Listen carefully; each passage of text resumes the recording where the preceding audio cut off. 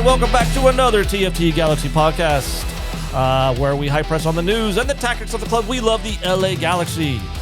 Today, we're covering the Coachella Valley Invitational, and we take a look at the goals and do a bit of analysis. Pekka started off on the right foot in preseason. Can he continue his goal-scoring form as the games begin to matter? And some other general Galaxy news. I'm Eric. I'm Chris. How you doing? Good. You like this song? I do like the new intro music. Yes. All right. Well, we had some games. First, let's just recap briefly the schedule that's coming up, just for everyone at home. So we play on February 19th against Sporting San Miguelito. That's the CONCACAF Champions Cup. That's in Panama. Yeah. So what is that? That's Thursday, right? That's next Thursday. We're recording this on Friday. Yeah, Friday the 13th. Friday the 13th. Whoa, I didn't even know that. Whoa, scary. Spooky. So next Thursday, a real game, the Galaxy, where things matter, and we'll see a little bit. I don't know what we're going to see. We're going to talk about a little bit today of what I fear we might see and what I hope we might see. We'll see. I don't know. Well, talking about Friday the 13th and it being spooky, watching some of the clips of the goals we gave up were spooky. Well, we're gonna take a look.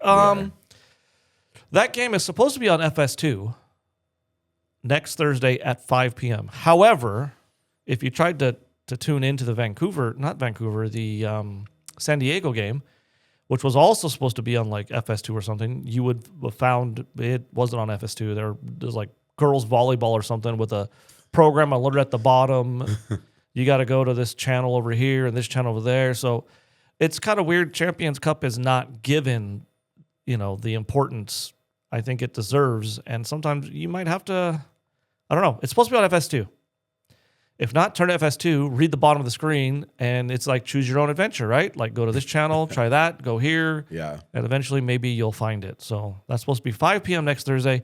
And then we got the home opener on February 22nd against NYCFC, 4 p.m. kickoff.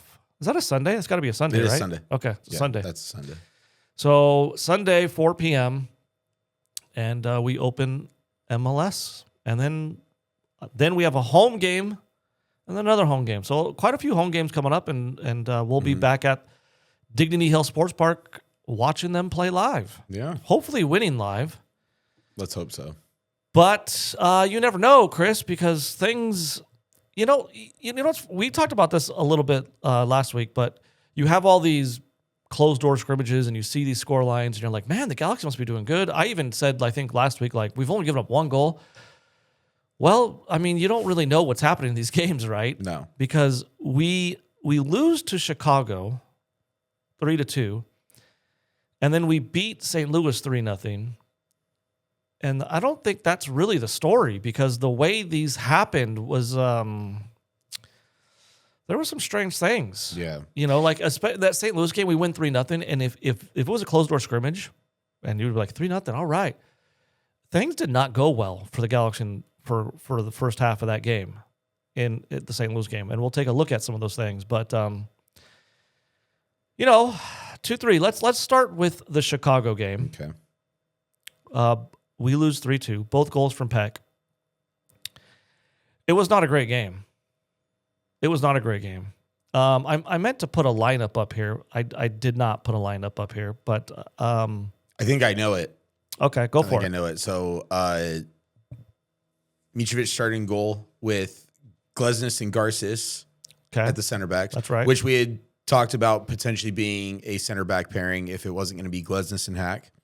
Yamani started on the right with Aude on the left, and then Hack and Winder kind of played the double pivot roles with Marco Reus right in front of him at the 10, and then João Klaus at the forward with Peck and Paints on the wings. So we were a little wrong in certain areas. I did not think that Elijah Winder would get a start. Yeah, I mean, next to Justin Hack. Did you see some of the comments Vanny made after this game? Just for context, before we start looking at I didn't. pieces of this game. I take everything with a grain of salt, right? Because he's going to try to marginalize. It's a preseason game. Don't worry. Of course he is. I mean, and he should probably. But he said, well, we were trying some different things. We were trying Hack at the 6. We were trying Winder in a different kind of role. He made it seem like we were doing some experimental things, which, okay. But why are you experimenting now? I mean, I was going to say, didn't he have I guess 3 closed door scrimmages to but maybe experiment? Maybe he experimented those too. But he did mention it was kind of experimental. There were some experimental things going on in what he was trying to do. And he highlighted the fact that he was trying to make sure that the starting lineup or the guys that he started got like 90 minutes. And they only subbed two guys. So most of those guys went 90 minutes. And I thought that was strange too. I mean, I guess you're trying to get match fit. Okay, sure. But for context, in like the 60th minute, Chicago changed 10 guys. Yeah. Like the whole team swapped in 60 minutes. And we made 2 subs. And that's it. So, I mean, there's some concerns I have overall. Let's watch a couple of these clips here. And this is the first goal that we give up. Okay. So it starts, and we're gonna do our best. If you're listening, we'll try to do our best. But we are looking at video right now, almost like frame by frame, and kind of analyzing a little bit of what we see. So we'll do our best. But it starts with Aude in the attacking third, and he crosses a ball. Okay. So we lose possession on this cross. And it comes wide to Chicago. And they're in a little bit of a build-up here. And it comes here, and here's the first time we're going to pause it here. Because if we look here, I don't know. This is Yamane. Yeah. Okay. So Yamane right now is making a challenge. I don't know. I think right now about 10 yards on their half. All right. So he's making a challenge about 10 yards on their half. Let's go ahead and let's step forward. I don't know if he wins this challenge or not. It's unclear even in slow-mo if he wins this challenge. Either way, it comes back and he goes another, 8-10 yards to make another challenge. So now, if we pause it here, I think he's probably about 20 yards into the attacking half. Yeah. Challenging, which appears to me to be like a pivot player, a 6. Center mid, yeah. So what happens when your right back is this high and challenging this high? Well, at an elite level, you got to think the players are thinking, I wonder what's going on in his position. I wonder what's happening at right back. And if you think for a second Peck is going to fall back and help Yamane out defensively, you'd be wrong, okay? Pretty much every time. This one pass, by the way, out here, you can notice beats 4 Galaxy players on this one pass right there. 4 players beat. And like we just talked about, they come down the exact side yet Yamane vacated to make a challenge 20 yards ahead of half, right? So first, probably not a great decision, a pressing decision from Yamane. But we're kind of still okay, except for one thing. Right now, on the screen, the Chicago player is running at Glesnes. And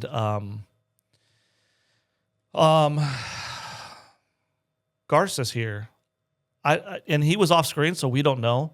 He is not in the line. Okay?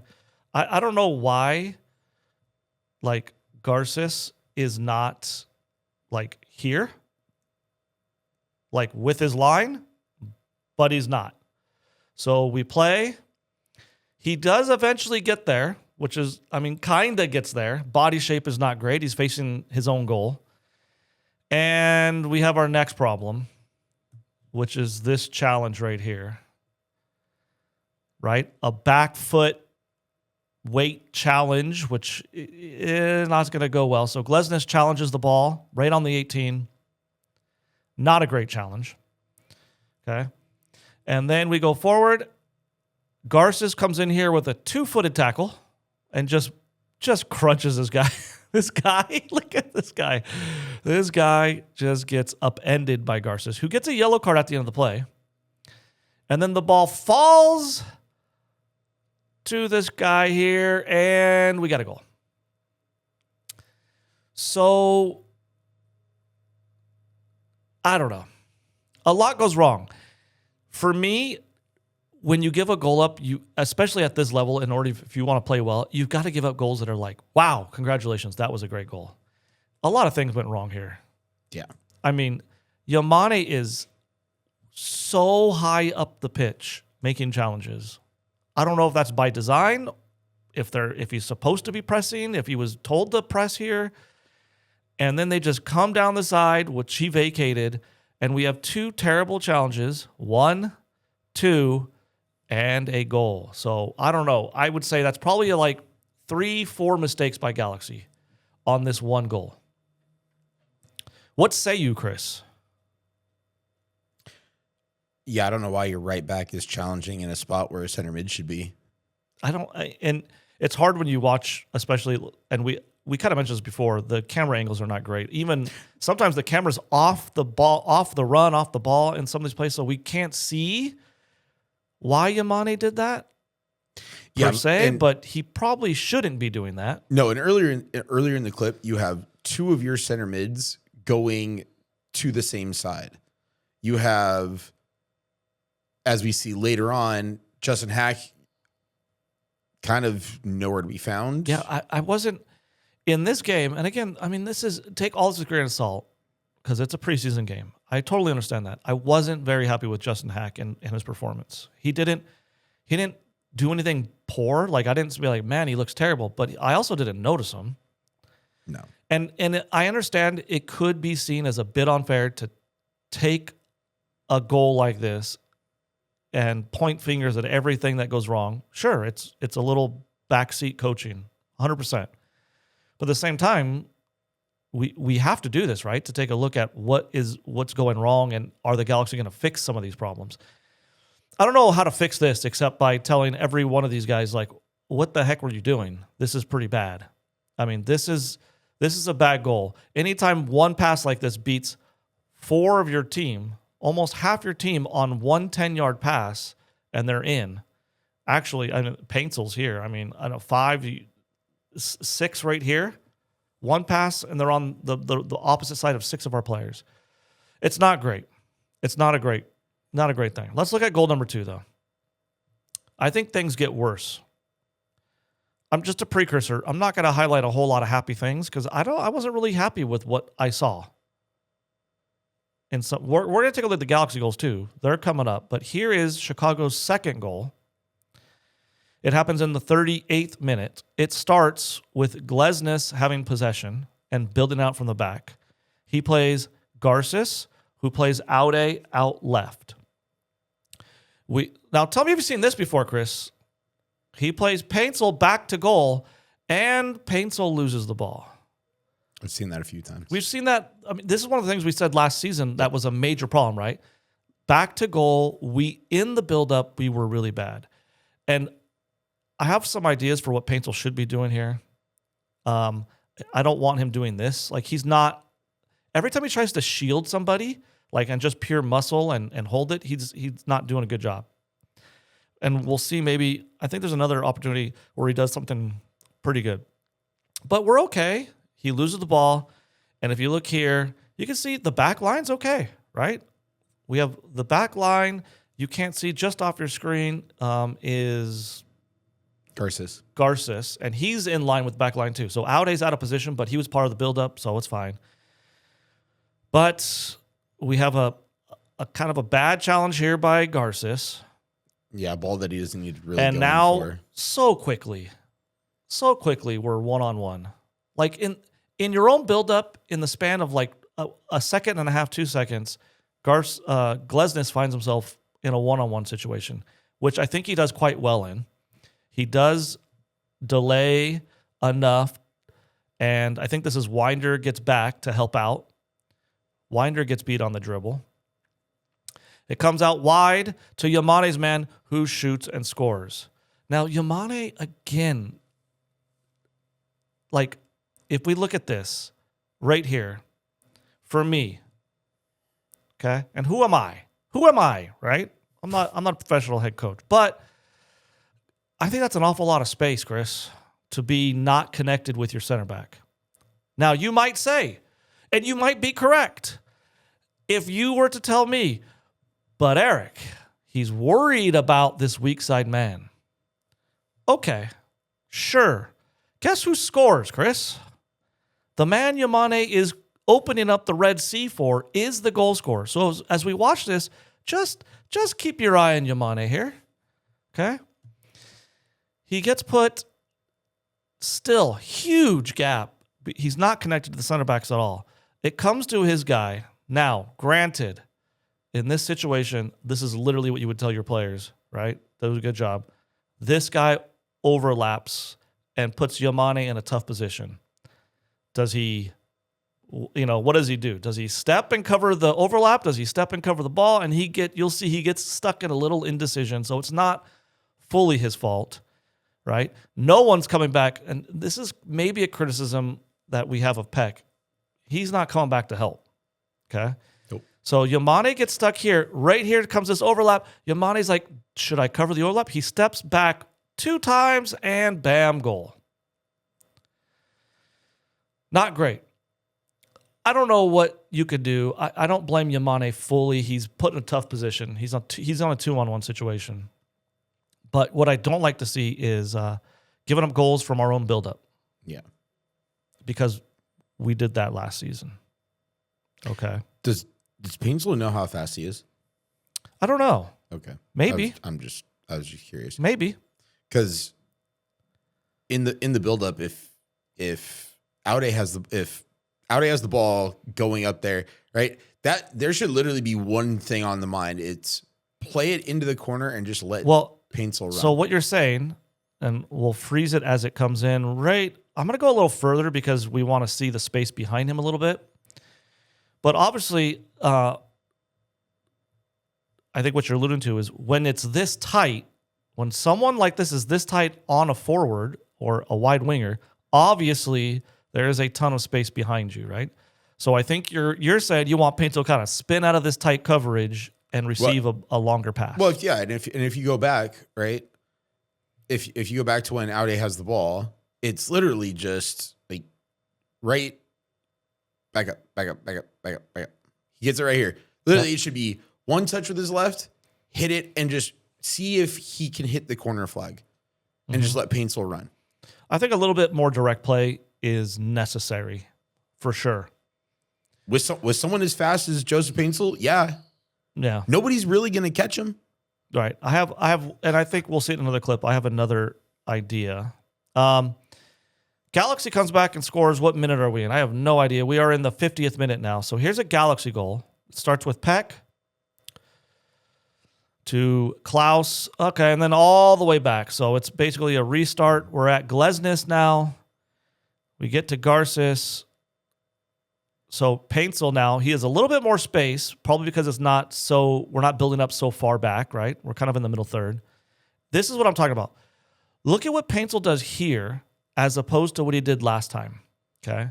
Let's zoom in here. Now, whoa. Okay. Now, obviously, he has a little bit more space in this.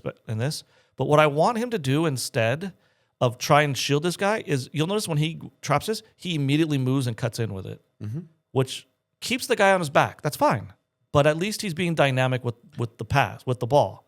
So you'll see as he checks in here, he cuts in on his first touch, which is what I think he should be doing in those tight spaces. Instead of trying to shield the ball, is put a little bit of movement and cut in. He plays a long pass. Here's what I'm talking about. It goes off screen. It's not me. It literally goes off screen on the computer as well. Klaus gets the ball.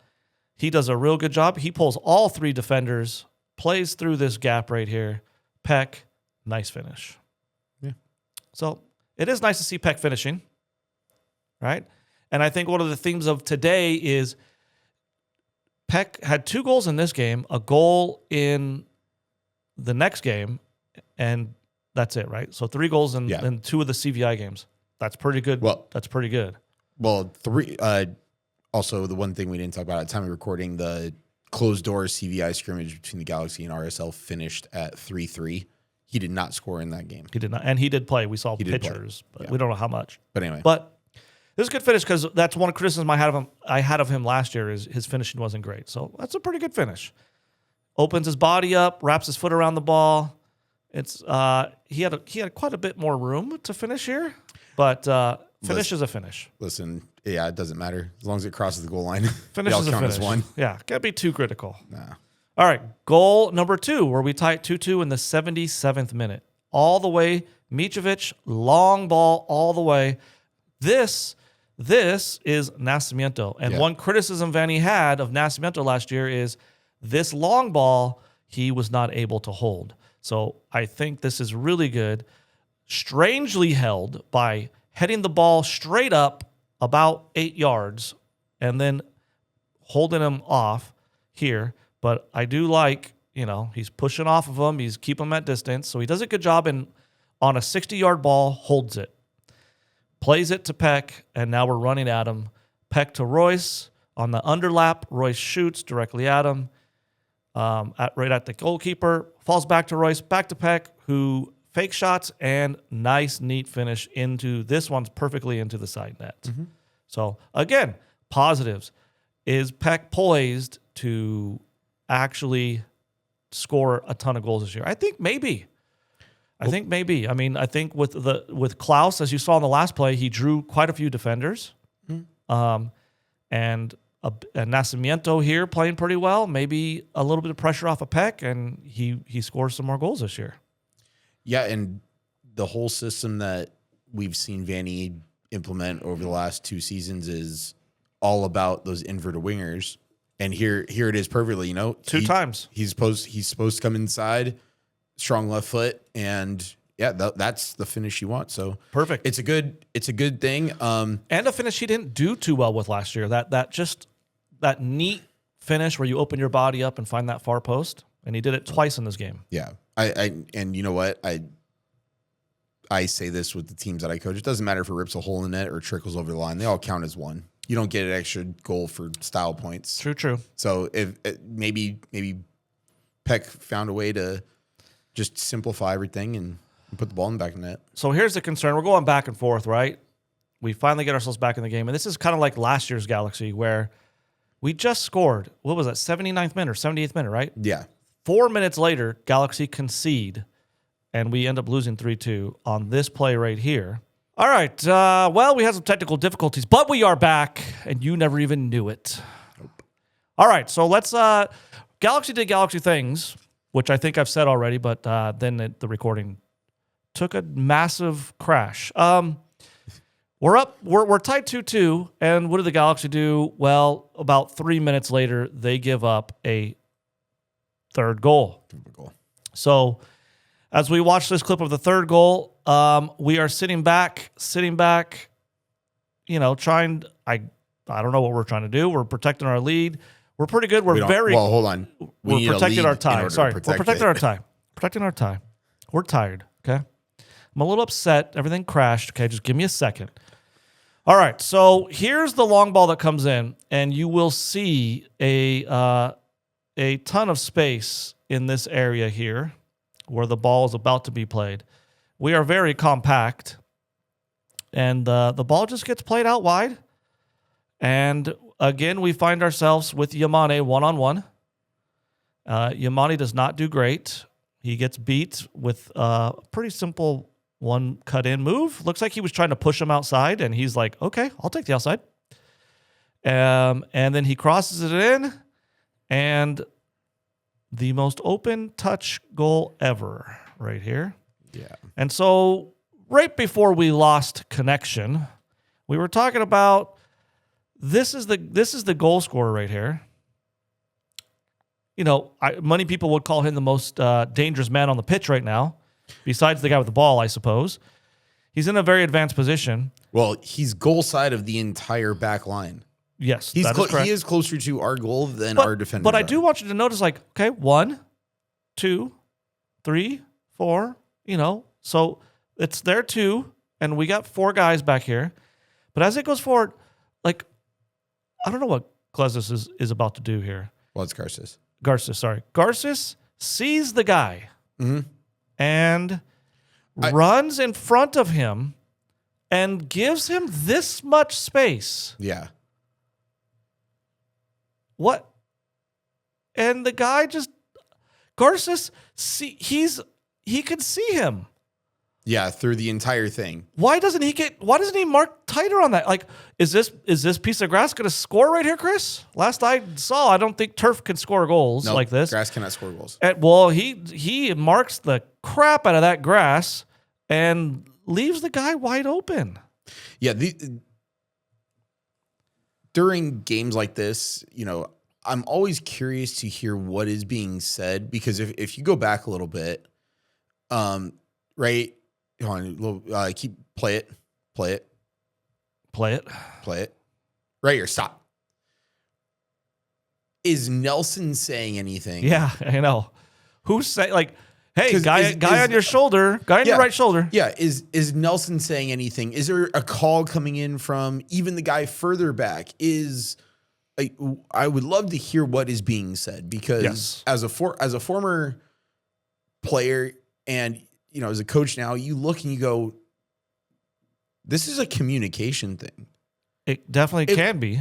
Right? Or if, say, Nelson gave him a couple of calls and didn't say anything, why isn't Nelson busting back to get there either? Right. Because as having played in the back line a little bit, if my center back isn't responding to me, it is now my job to cover. Yeah. And nobody covered him, and he was in acres of space. Not a great goal. It is a very 2025 Galaxy goal to give up. Which is concerning, obviously. Let's take a look at this. I'm going to show you this. There's a couple problems with this, but first, we have Aude right here. He gets absolutely MMA elbowed to the face, Really? knocked out. Are you ready to see this? Yeah, let's see it. I haven't seen this yet. Watch this left elbow right here, people. Okay. People at home. If you're listening, do yourself a favor and watch this, because I am zoomed in, and Aude is about to. Oh my Lord! Wow. Oh yeah, that's. Oh God! Look what I'm trying to get a better view, but the camera leaves. Oh my! Wow. It's like it was a bar fight, man. Aude talked to his girl or something. Oh my! Right, look at that elbow straight to his head, dude. So Aude's out, and we just talked about this. When an outside back goes out, it doesn't matter who goes out. Obviously, the space it opens up where he vacated, right? Mm-hmm. Do you think Paintsel knows that? No. Okay, I'm gonna backpedal here. He is. Yeah. So. Oh, right there. He's in the air, Chris. There is air under his feet. What happened is what he's saying. But what I want you to notice is we're at the 3rd second of this clip. Okay? And I want you to watch Paintsel, who has seen his player get knocked out, essentially. Is he going to do anything about it, though, Chris? Let's go. Let's step. Okay. Well, let's center him. What? Hey! Hey, Hey, why are you on the floor? Hey, this guy's knocked out over here. Okay? Play's still going. Julian, okay? why are you on the floor? Hey, he actually stops right here. He's like, whoa, are we still playing? And then that's the first jog. I have paused the frame where he first jogs. Chris. We're 9 seconds into this. For 6 seconds, Paintsel did nothing. The entire left side of the field is open. Yeah. It's been vacated. I understand 100%. It's a foul. But this is a problem we had with the Gauchos last year, right? Get on with it. Stop complaining and get on with you could be upset after. Hey, how about go knock that guy out, Paintsel? How about go take the guy out that took your guy? Do something. He just started running. But Chris, he's about to stop running. Never mind. Yeah, I'm done with this. And then this shot, which is saved by Mitrovic. Okay, let's go right. He shoots it right there. For 9 seconds, Paintsel has the opportunity to go 10 yards to cover for Aude, who's knocked out. And for 9 seconds, he literally decides, I am not going to help defend. Yeah, I'm not going to help defend. That's a bad look. I'm just going to complain about what happened. And we literally lost a game, 3-2, I think, right? When Paintsel got hit and was on the ground with his hands up, and they come down and they score a goal. And VAR looks at it and goes, I didn't see anything. We have to get on with it. Yeah.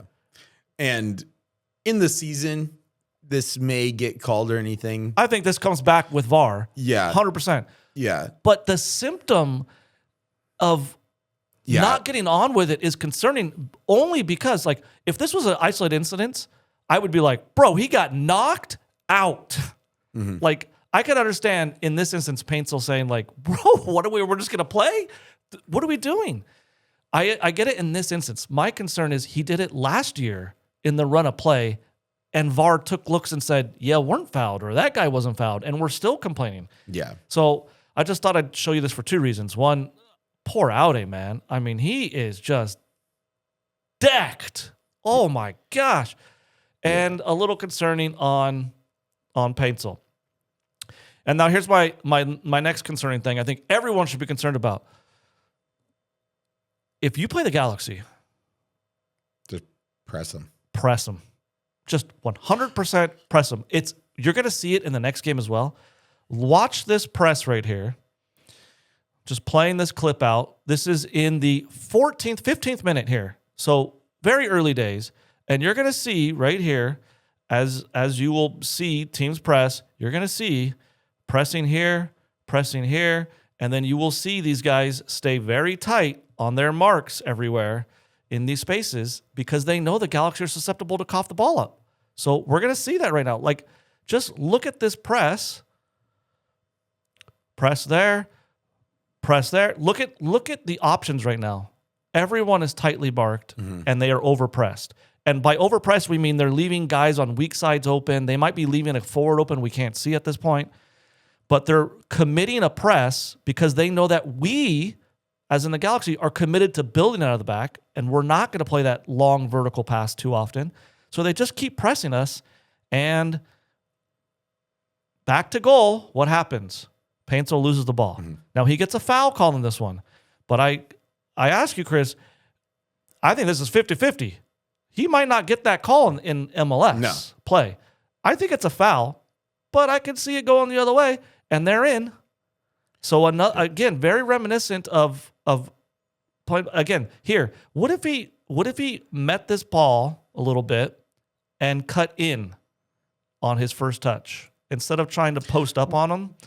I don't know. It's being picky, but I'm not really showing this to show Painsel's back to goal. I'm just showing this because you're going to see this in the next game too. Teams are going to press us this year. If they don't press us, then we're going to have the lion's share of possession, and they're going to be in a little bit of trouble. Wait till you see some of these from next game. Well, I have a question. Going back to that one, I have a question. Does Greg Vanney know how fast Joseph Paintsel is? Does Greg Vanney know how fast? Well, hold on. Does Greg Vanney know how fast Joseph Paintsel and Gabriel Peck are? Okay. I'm genuinely questioning whether he knows or not, because two of the fastest guys, what's wrong with just telling your goalie, hey, for the first 10 minutes, get the ball in your hand and just hit one of the corners and just let him run to see what happens. There's nothing wrong with that, but that's not his philosophy. He's going to build out of the back. Okay, so now here's the problem. Here's the problem right there that I have with Greg Vanney. Be adaptable. So, I mean, if teams overpress us, which they did in the 2 CVI games, we were overpressed heavily. You gotta play into the channels and play over the top. Well, and I say this. I said this a lot last year. I said this a lot in the championship winning season. Okay,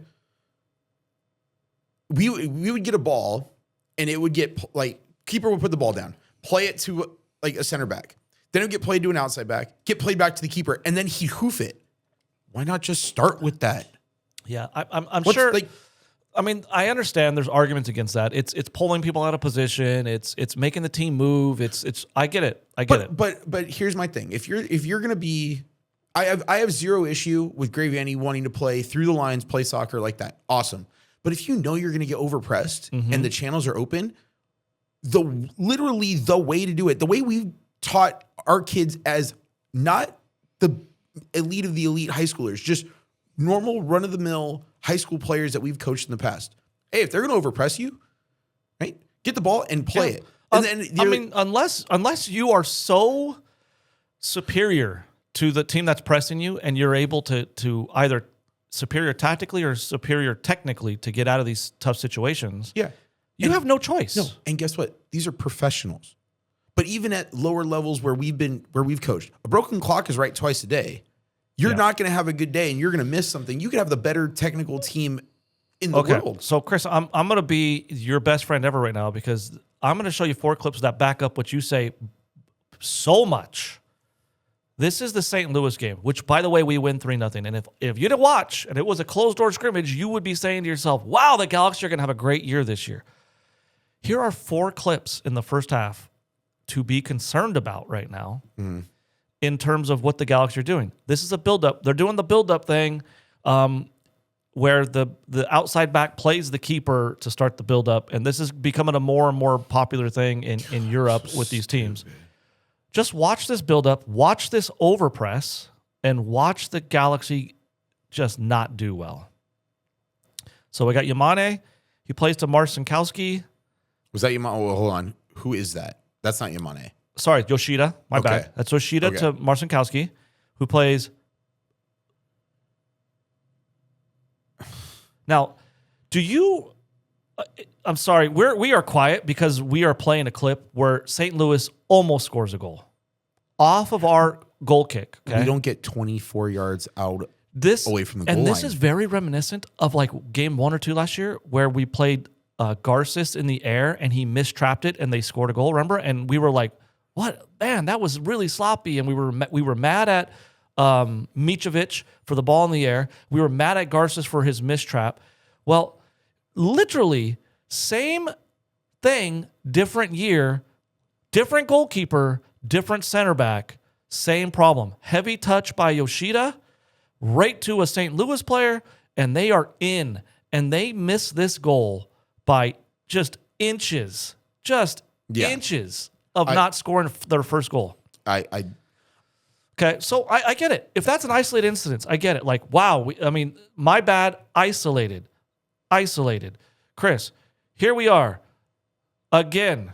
And this is 20 minutes later in the same game. I'm not sure where these clips aren't in order. I don't know how I did it, but this is the 41st minute now for those that are watching or listening. So, ball from keeper to Cerrillo. We play out wide to Nelson. Nelson back to Yoshida. And, I'm a big Cerrillo fan, but Cerrillo gets the ball in a pivot position back to goal, misplays it directly into a St. Louis player in our own box. Yeah, and he had a missed touch. Right here, he has a missed touch. But again, but this is 2 missed touches now. Same game, 2 missed touches, both in our box, both gifting the other team an absolute gift of a goal-scoring chance.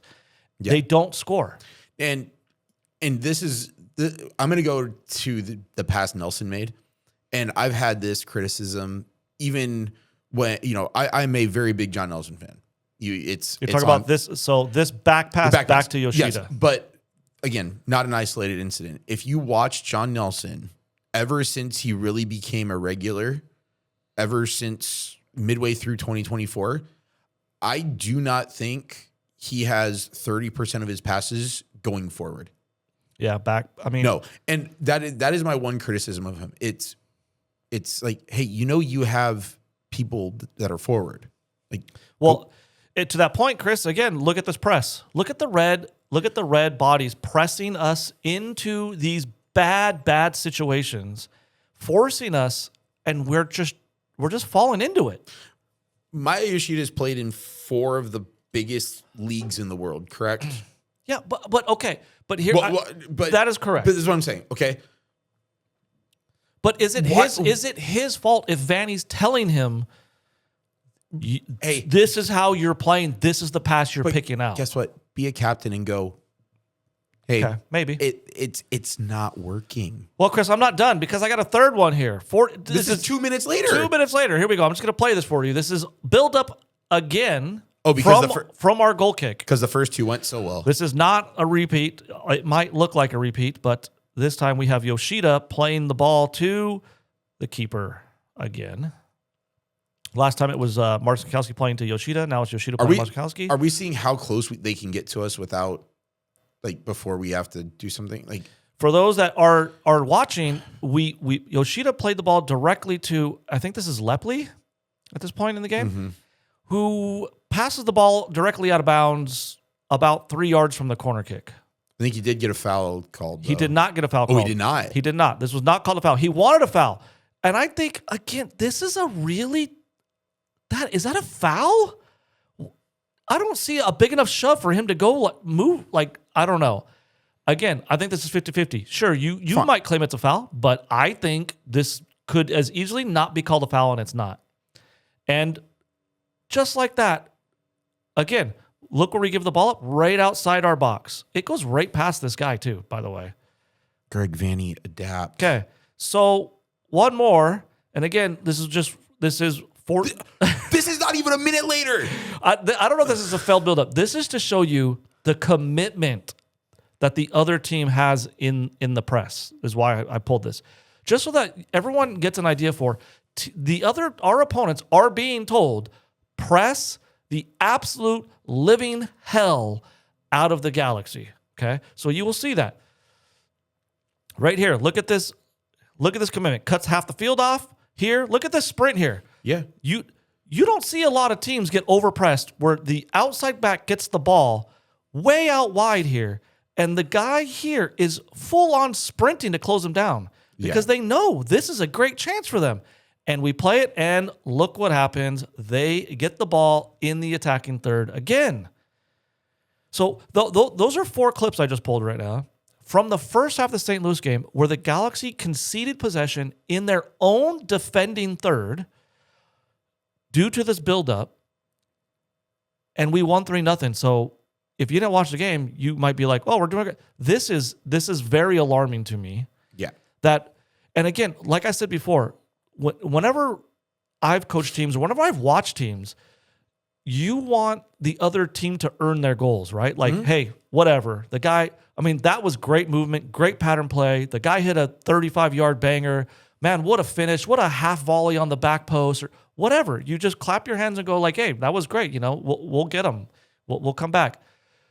To concede opportunities and goal-scoring opportunities in this cheap fashion is super dangerous, man, because things can go very poorly if this continues. And we've coached together. I played for you, and I can remember halftime talks of being on both sides of this, where you've looked at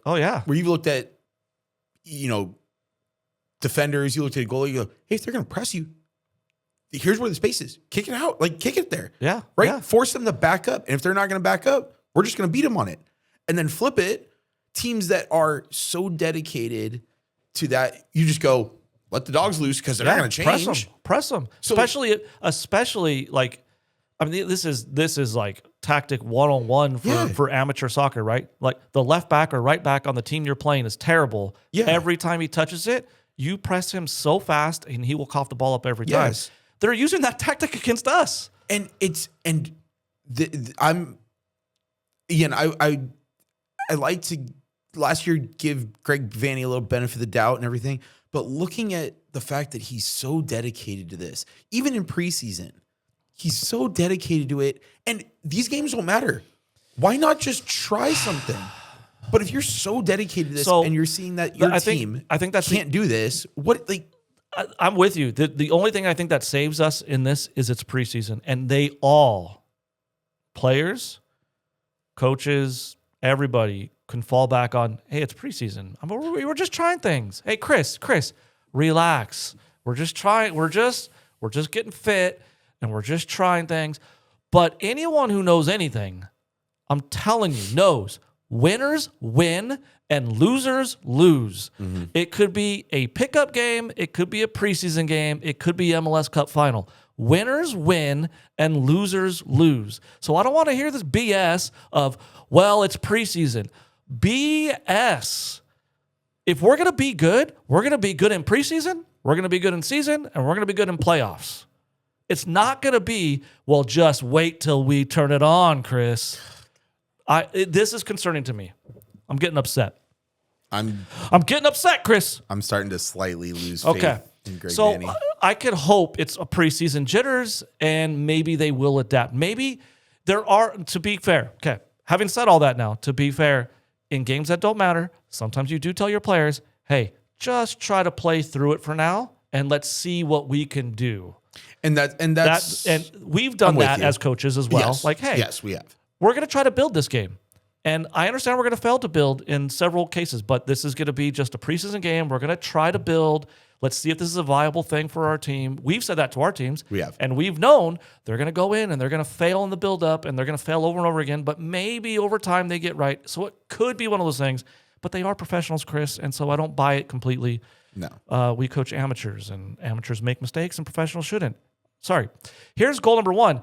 This is funny, Chris, because I'm just going to play this. I'm not going to really, we'll just talk over it. That's Magana, by the way. He's a Ventura player at center back that was on your screen. So we have St. Louis building out of the back and Galaxy pressing, which is kind of strange, not quite intense enough. Oh, wow. But, Chris, we just pressed the other team. And it worked. Won the ball in our attacking third this time. One ball and in their box. Ruben Ramos Jr. Finishes, and this is the danger, the flip side of that coin, right? This could have been happening to us in the first half. This is second half, 53rd minute. We got lucky enough for the ball to bounce in a great way, and Ruben Ramos does a nice finish. But this easily could have been us in the first half, but getting scored on in the same exact way.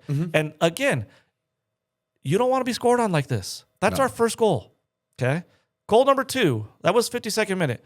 6 minutes later, goal number 2 for Galaxy against St. Louis. Oh, look, they're building and we're pressing. And we press them into a mistake and win the ball in their box. Nascimento, neat finish on the near post. So now we're pressing and we're finding out, well, this is pretty good. This could work out a little bit here. So I think there is this thing, and I think if you go online and you listen or you watch soccer, world soccer, you watch Premier League, you watch the pundits, you're going to find a pretty big debate right now about building out of the back and how it's become this hip thing that everyone does. And I think you'll find a lot of players, namely, I've always seen Roy Keane is like, why is everyone building out of the back? I don't understand what everyone's doing. Why are we doing, like, you build on the back and you're failing, and then you build on the back and you're failing, and you build on the back. At what point does someone go, can we stop building out of the back? Like maybe this is not the thing for us, or maybe this is not the thing for this game, or what. But Galaxy basically flipped the script in the second half, press them, get 2 goals, and then we get a third goal on, I don't know who's playing center back for St. Louis at this point. But hold on. Wait a second. Yep. Hold on. Is that a goal kick? A Galaxy goal kick that goes you know what? I didn't even this did not even hit home with me, Chris. What you're saying is we have foregone the buildup. Wait, hold on. At this point. So Marcin Kowski put the ball down, pushed the entire team forward, and kicked it long? You see it on your screen right now. The closest player to him was about 40 yards. I can't believe it. Shocker. I can't believe what I'm saying. We're going to get a goal out of this. No. It goes over everybody. A bad pass back. But you know what's funny is the 3 goals that you just saw the Galaxy score. Oh, my God. Are reminiscent of the types of goals we gave up last year. Yeah. And so I don't know what I'm trying to say. It's just frustrating to see the buildup and to see us fail in the buildup. We're not failing in buildup like, well, we're not creating chances. We're not even we're conceding possession. We're not even getting on the defensive third. Right. We're conceding possession in our box. Yes. To the other team. So I think this is the game matters on Thursday, right? Oh yeah. Yeah. 6 days from today, 6 days from 6 today. days from today. Sorry, 6 days from today. It matters. Mm-hmm. So, and you're gonna go to Panama, where the pitch is not going to be perfect. No. So I think one thing that everyone who's listening to this should be thinking and paying attention to, what's the tactics? Are we gonna try and build against a Panama team on a bad field? Now, it might work if we're just that much better, but I don't know how good this team is. But I don't know. Yeah, it's something to pay attention to, at least at the beginning of the season. Easily. I don't want to go 0-3 in MLS in our first 3 games and give up 6 absolute terrible goals where we pass the ball to somebody. Yeah, just shocking. And the whole team gets deflated. And the fans start getting upset. I don't know. That's my concern right now. No, and so a couple things. Number one, you're talking about why this build-up revolution, everything.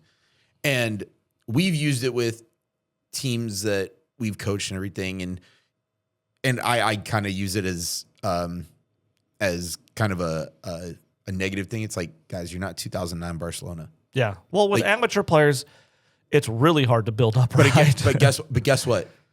Even this professional, our beloved professional LA Galaxy, we are not 2009 Barcelona, and Pep Guardiola is not our coach. We don't have those players. You know who we do have? 2 extremely fast and pretty technical outside wingers. But you know what's funny too is you bring up Pep Guardiola. Even he's deviated from yes. This is old school Pep Guardiola from 5 to 10 years ago. In that era, he's gone away from it. Because you know what he's done, and you know what he's realized. He realized he doesn't have a midfield of Iniesta, Busquets, and Xavi. Right. He doesn't have one of the greatest players of all time. Chris, to your earlier point, you know what he's done? He's adapted. He's changed because things weren't working out. So hey, he has a Viking playing forward for him. You know what they were going to do? Ping him balls from everywhere. If he didn't have that Viking playing for him, he would change it. Yeah. So I mean, we'll see. I don't want to be overly negative. But I do want to be on record. I am overly concerned. Yes. I'm worried about we're going to stick to this build out and we're going to see a terrible start again. Giving up, I can't tell you the mental load it puts on players to give up absolute, just terrible goals. Yeah, the soft ones hurt. It just deflates the entire team, and it's going to deflate the entire state. You will feel the energy get sucked out of Dignity Health Sports Park. If someone passes the ball directly to their 9 and the guy shoots and scores, it's going to be like, oh God, not this again. Yeah, no, and if again, we don't like giving up goals no matter what. That's just how the game goes. But if you're going to hit a 40-yard banger like Cristiano Ronaldo did against Porto, and you're going to score, you good clap, for you. You clap it. Hats off, good for man. you. You're gonna hit a Wayne Rooney style bicycle, and everyone's okay with that. And everyone's okay. The guy marking him gets told like, "Hey, don't worry about it, man. Don't worry about it. You can't do anything about that." But when you give up these soft ones, everyone starts pointing fingers, and the pressure builds, and the pressure mounts, and it gets added, and I'm 1000% with you. Number one, right? If I'm going to say, I don't know how many people are going to watch this or listen to this, but all the fans of the Galaxy, if you are going to point fingers of we haven't changed, sadly the fingers have to be pointing at Greg Vanney. He's the one that is implementing the tactics. He's the one that is handling this. Well, he's got to know that too, right? But I hope he knows it. I hope. No, he's not an idiot. He knows that. No. But, and again, I hope it's one of those things where it's like, hey, we're going to see if this, like you said, in preseason. I mean, we'll see. It might be a preseason thing. But, and I understand where Vanney's coming from as a coach in some respects, because I think as a coach, it's easy to doubt yourself. And I think a lot of times you just have to tell yourself, like, this is who I am. So I think if we start playing out of the back, and whether it succeeds or doesn't, I think it's just Greg Vanney saying, this is my philosophy, this is who I am, and this is and I'm not going to deviate if things don't go well.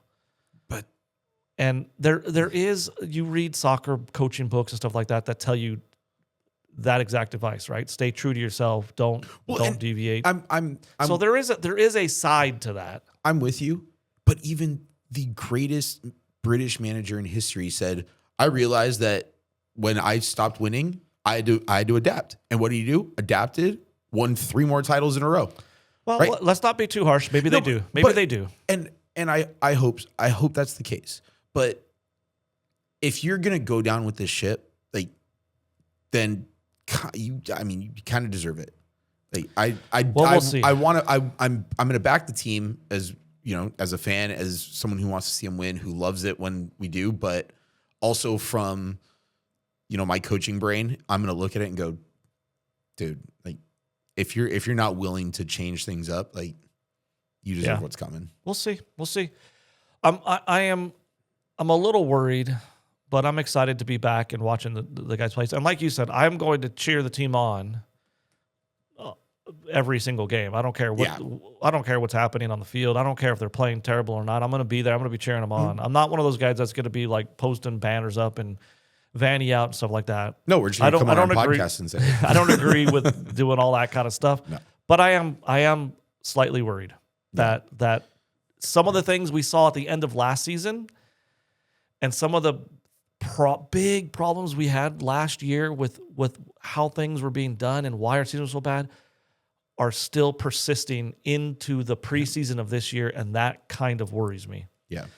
But what I think we can take away from this is, so like we said, up to time of recording, we've played 3 CVI games, 3 closed door scrimmages.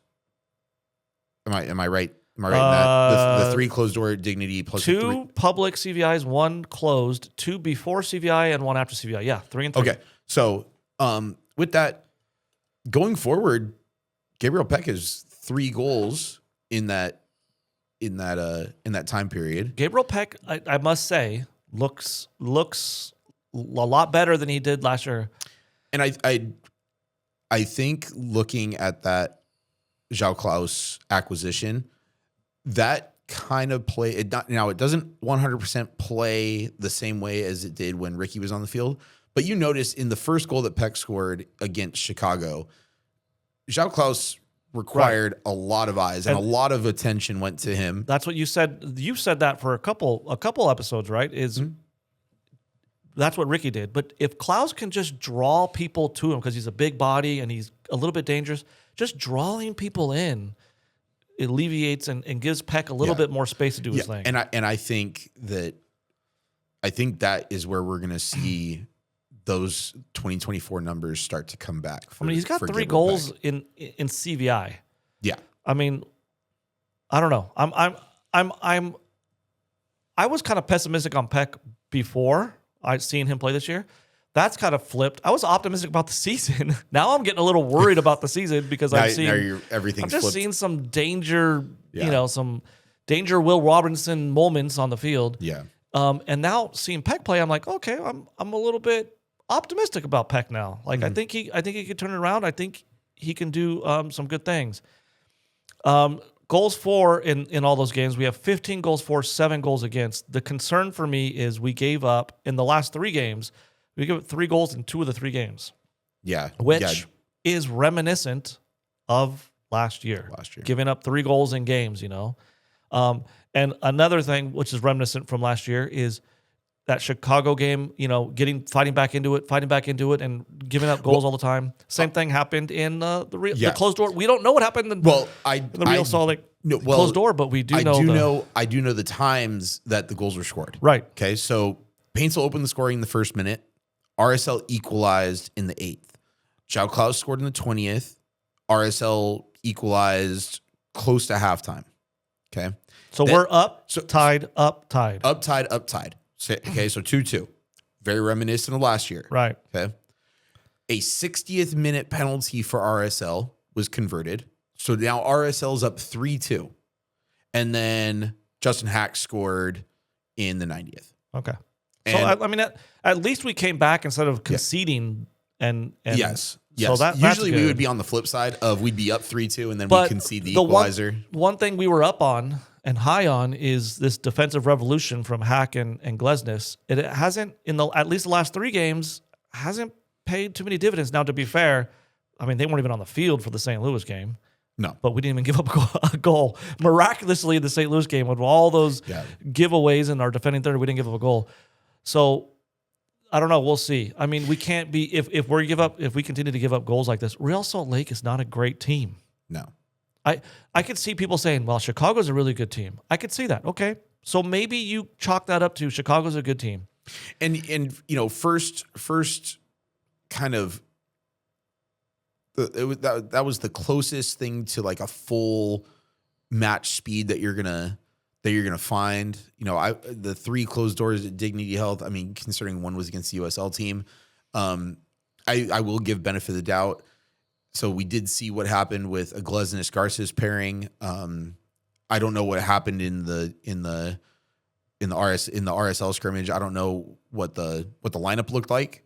I just know the times and goal scorers. So who knows? That could have been a Glesnes Hack. Well, we know now.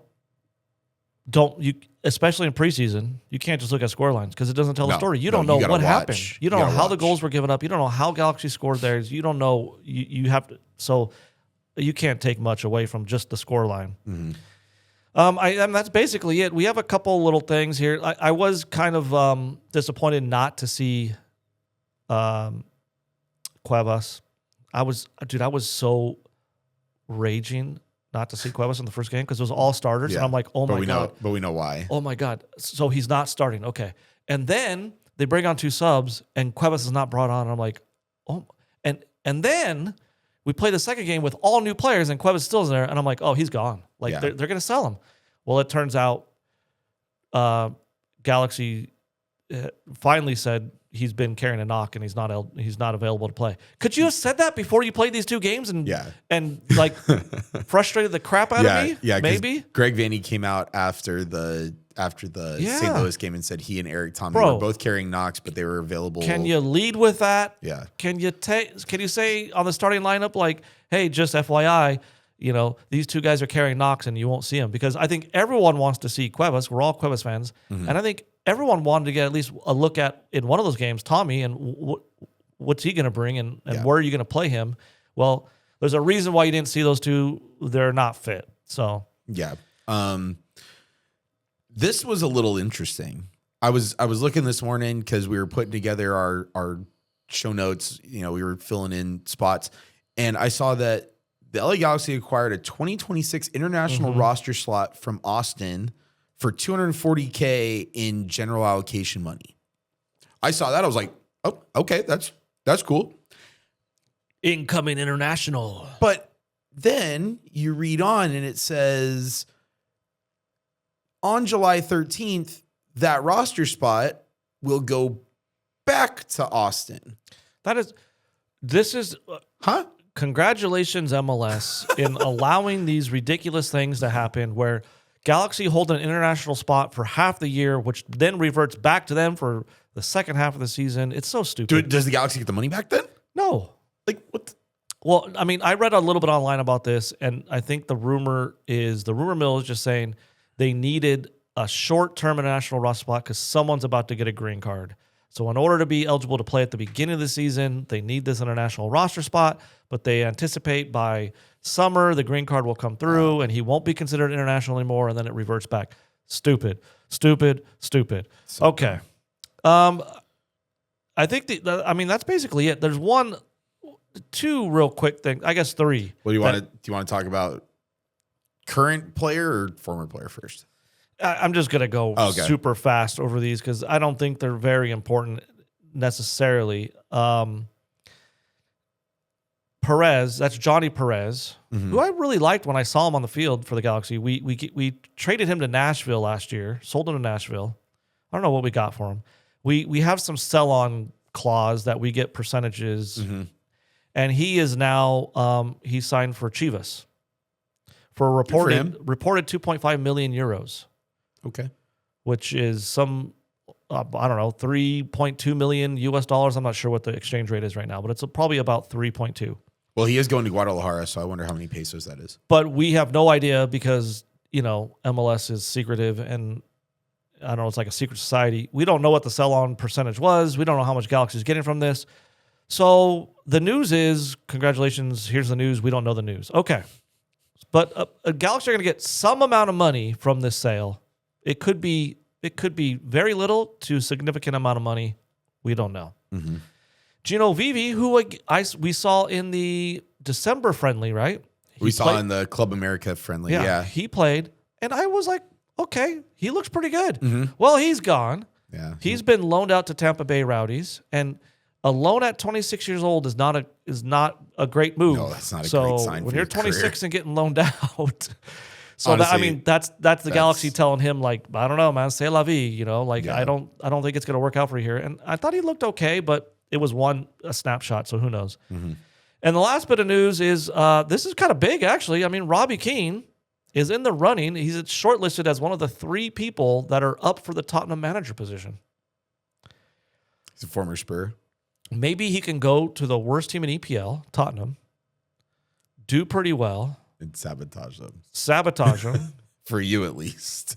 They're in like 16th right now. Yeah. Get them down to relegation zone.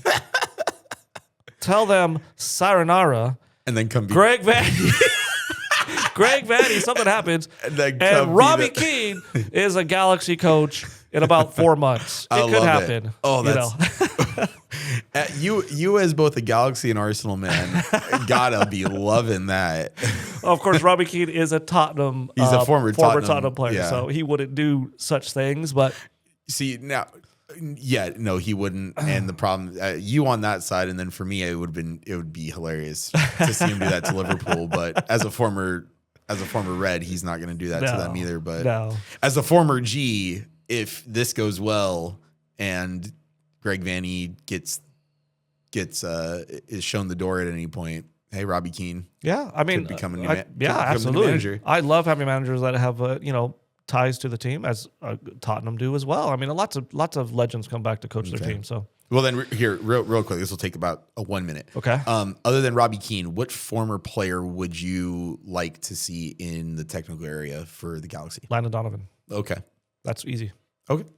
I didn't realize it was that easy for you. So easy. I would like to see, but I don't think it is. I think he likes the executive life too much. David Beckham. Oh yeah. Well, I mean, he's not tied to Galaxy per se. I mean, he's got no. I just said former. I just said former Galaxy player. Would you like to see? Well, that's not going to happen. But okay. No. I mean, it would be cool, but he likes the executive life too much. I would love to see if he would use any Sir Alex tactics. But yeah, that's the United in me. Yeah. I would just like to see Donovan. I would have said Colby Jones too, but I think Colby Jones is more of a media person. I don't think he's interested in coaching. Landon Donovan's interested in coaching.